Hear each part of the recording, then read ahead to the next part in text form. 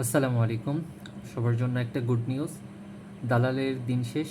Mango people জনতার বাংলাদেশ। অবশেষে আইব্যাক একটা ভালো কাজ করছে।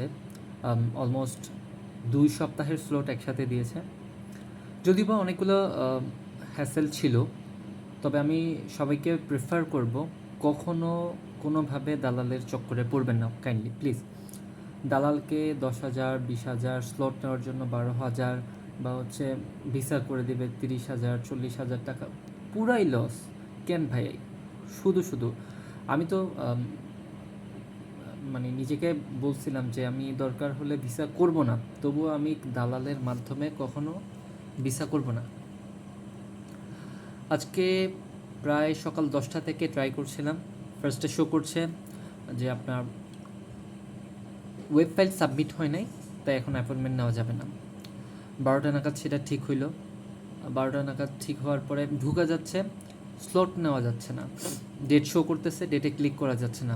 পেমেন্টে নিচ্ছে, পেমেন্ট ফেল দেখাচ্ছে, এক্সপায়ার দেখাচ্ছে। অনেকগুলা হ্যাসেল পোহাইতে হয়েছে, বাট ফাইনালি লাস্টে ম্যাক্সিমাম মানুষ নিতে পারছে। অফিসিয়াল ডাটা না এটা, তবে হচ্ছে আনঅফিসিয়ালি বলা যাচ্ছে বা বলতেছে বা গুঞ্জন আছে 1,20,000-এর মতো স্লট বুকড হয়ে গেছে। যদি 1,20,000 স্লট বুক হয়ে যায়, দ্যাট মিনস আপনি কল্পনা করেন আগামী 2 সপ্তাহ যাবৎ বা 2-3 সপ্তাহ যাবৎ আপনার স্লট পাওয়া খুব কষ্ট হয়ে যাবে, যেহেতু 13 তারিখ পর্যন্ত স্লট দিয়ে দিছে। তো সবাইকে আমি একটা জিনিস বলবো, সেটা হচ্ছে চেষ্টা করেন, যেমন আমি এই পর্যন্ত 2টা ভিসার স্লট নিয়েছি, একটা ভিসা পেয়ে গেছি, এখন একটা নিলাম। এটা 11 তারিখ পেমেন্টস, অ্যাপয়েন্টমেন্ট ডেট 11 তারিখ। আমি সবাইকে একটা কথাই বলবো, আপনি যদি নিজে থেকে চেষ্টা করেন অবশ্যই আপনি পারবেন। কখনো দালালের মাধ্যমে করার ট্রাই করবেন না।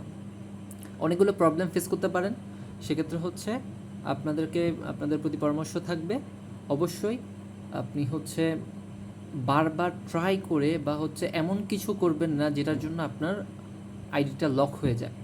যদি আপনার পার্মানেন্ট আইডি লক হয়ে যায়, তাহলে মনে করেন আপনার প্রচুর বিরাট ধরনের একটা ভোগান্তির শিকার হতে হবে আপনাকে, এটা আপনি মাথায় রাখেন। তো কাইন্ডলি বুঝে শুনে করবেন, নিজে নিজে চেষ্টা করবেন, অবশ্যই পারবেন। আপনাদের যদি কোনো প্রবলেম ফেস করেন আমাকে জানাবেন, কমেন্ট বক্সে জানান, অবশ্যই আমি আপনাদের কমেন্টের রিপ্লাই দিব এবং সকল ধরনের সলিউশন দিব। ভালো থাকবেন, আল্লাহ হাফেজ, আসসালামু আলাইকুম।